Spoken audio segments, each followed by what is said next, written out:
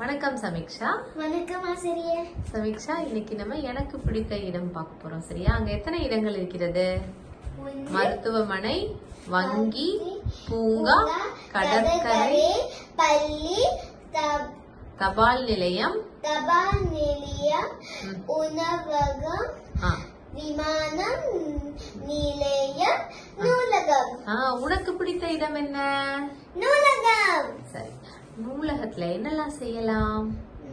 புத்தகம் அமைதியாக பதிக்கலாம். புத்தகங்களை இரவல் பெறலாம்.